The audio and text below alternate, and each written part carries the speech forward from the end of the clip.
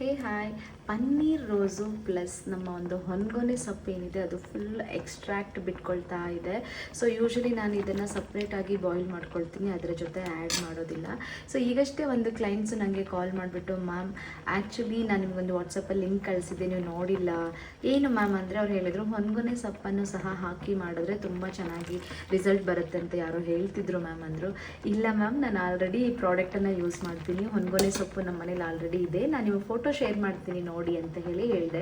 But ಅವರು ನಮ್ಮ ಒಂದು ಪ್ರೀಮಿಯಂ ಕ್ಲೈಂಟ್ಸೇ, ಲಾಸ್ಟ್ ಟೈಮು ಸಹ ನಮ್ಮ ಪ್ರಾಡಕ್ಟನ್ನು ಬೈ ಮಾಡಿದ್ದಾರೆ. ಅವರು ಅಷ್ಟೊಂದು ಕೇರ್ ತೊಗೊಂಡು ಕನ್ಸರ್ನಿಂದ ನನಗೆ ಹೇಳ್ತಿರೋದು ನನಗೆ ತುಂಬ ಖುಷಿ ಆಗ್ತಿದೆ. Thank you so much Roopa madam, ನೀವೆಲ್ಲ ನನಗೆ ತುಂಬ ಸಪೋರ್ಟ್ ಮಾಡ್ತಿದ್ದೀರಾ, ಪ್ರಾಡಕ್ಟ್ ಬಗ್ಗೆ ಒಳ್ಳೊಳ್ಳೆ ರಿವ್ಯೂ ಹೇಳ್ತಾ ಇದ್ದೀರಾ, ರಿಪೀಟ್ ಪ್ರಾಡಕ್ಟ್ನ ಬೈ ಮಾಡ್ತಾ ಇದ್ದೀರಾ, ತುಂಬ ಚೆನ್ನಾಗಿ ಗ್ರೋ ಆಗ್ತಿದೆ ಮ್ಯಾಮ್ ನನ್ನ ಹೇರು ಅಂತ ಹೇಳ್ತಾ ಇದ್ದೀರಾ. Thank you so much. ಎಲ್ಲರೂ ನನ್ನ ಮೇಲೆ ಇಷ್ಟೊಂದು ನಂಬಿಕೆ ಇಟ್ಕೊಂಡು ನಮ್ಮ ಪ್ರಾಡಕ್ಟನ್ನು ಬೈ ಮಾಡ್ತಾ ಇದ್ದೀರಾ.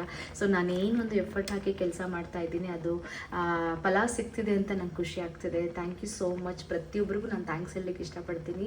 ಯಾರೆಲ್ಲ ನಮ್ಮ ಪ್ರಾಡಕ್ಟನ್ನು ಇನ್ನೂ ಟ್ರೈ ಮಾಡಿಲ್ಲ, ಮತ್ತು ನಾನು ಯೂಸ್ ಮಾಡಿ ನೋಡಬೇಕು ಅಂತ ಯೋಚನೆ ಮಾಡ್ತಿದ್ದೀರಾ ಅಂದರೆ ಖಂಡಿತವಾಗ್ಲೂ ಈ ಪ್ರಾಡಕ್ಟನ್ನು ಟ್ರೈ ಮಾಡಬೇಕು.